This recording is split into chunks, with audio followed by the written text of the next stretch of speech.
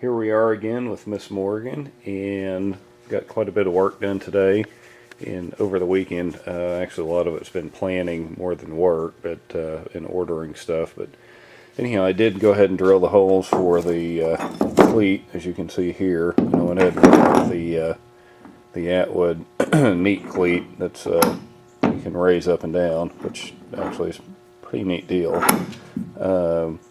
One of the reasons I went with this particular one is it's got, I don't know if you can see it in the bottom here, it's got some little teeth down there and it doesn't rattle. You can wiggle it around, and some of the other ones I looked at actually rattled. You wiggle them around, I figured that'd drive me nuts. And right behind that's the rear marker light, which you can kind of see there. Went ahead and got the holes drilled for all those. And also worked on kind of figuring out where all the gauges would go. A couple of things here. Let's see if you guys can see this. Right here is the center line of this, where the steering wheel will go, and this is kind of the radius of the steering wheel. So I kind of laid that out as my basis as to where the gauges would have to go. And I figured, you know, if you're grabbing the steering wheel like that, the first gauge would have to be offset somewhat from that. One of the other limiting factors here is the fact that there is a, right down the middle here, is a, I don't know if you guys remember, a piece of wood. See if you can kind of see it up under there. So basically the gauges have to go on either side of it. And I kind of categorize the gauges as far as importance, and had speedo here, tack here, depth finder, trim, temperature, voltage, and fuel over on there on the left hand side. But one of the problems is once you're actually setting in where the seat will be, you'll be kind of looking at an angle, and it's going to be kind of hard to read the gauges. So I've got a couple thoughts on that. Maybe there's right down here, there's someplace the gauges mount. The other thing is to actually angle the faces of the gauges, which I'm going to talk with a friend of mine about that tomorrow. He might be able to actually machine me some tubes to actually angle the gauges. So anyhow, we'll see where that goes. But that's one of the things I'm kind of debating. The other thing that came up was I was planning on putting the cleat right here in the front.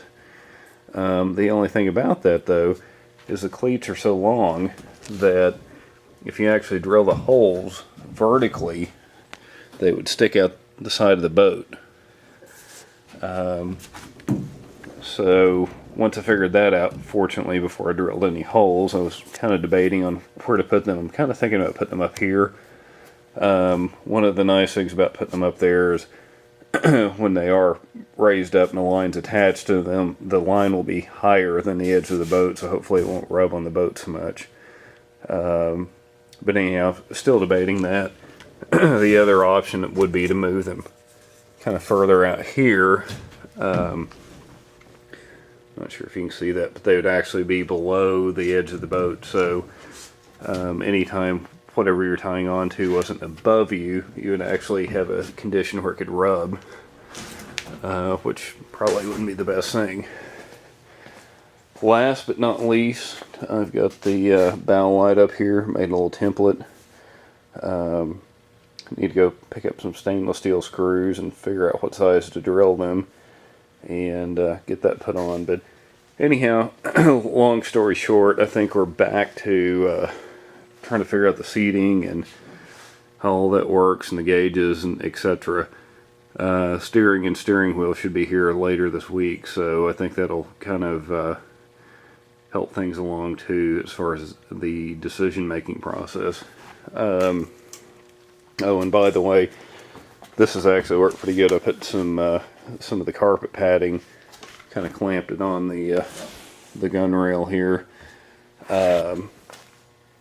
as protection here, so it don't scratch up the paint before you get it in the water. I know eventually it'll get scratched, but I'd assume it'd be in the lake before that happens. Oh, one other thing I did this morning is I worked on the fenders, and I kind of sanded down, actually took a wire brush on the drill and dressed up all my welds and put epoxy on them. And I think this will hopefully A, make them waterproof, and B, reinforce them a little bit. So that seemed to turn out well. At any rate, once that's done, need to do a little bit of sanding inside the fenders and get them primed, and then flip them over and sand them down and block them out one more time, get them ready for paint. But things are moving along. Just hopefully in the next week or so they'll speed up and we'll get some paint on the boat in hopefully a week or two.